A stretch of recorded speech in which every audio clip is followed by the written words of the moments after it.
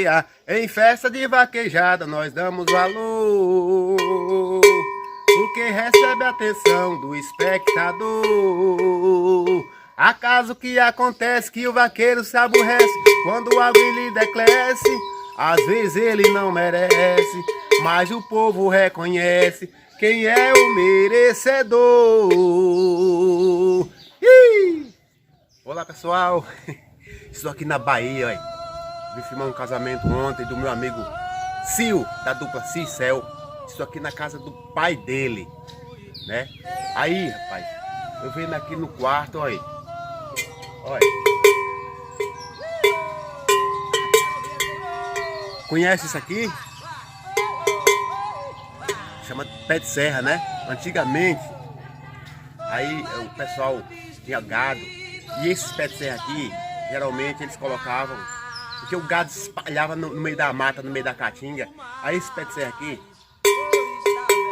era para dar um sinal, né, aonde o gado estava. Aí o pessoal geralmente ia lá no som do chocalho, aí ia recolher o gado.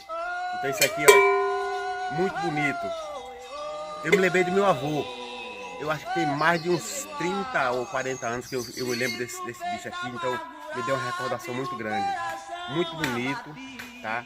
Eu tenho certeza que muita gente tá vendo isso aqui e tá também recordando, né? Isso aqui é muito bonito. E aí, eu peço, olhando por ali, aí vi o filhinho dele, o filho dele. Ó. Olha o tamanho. Veja só. Ei, meu Deus. Esse aqui tá... Ué. Beleza, então peça aí que se inscreva no canal, beleza? Deixa aquele joinha legal para o nosso canal crescer, beleza?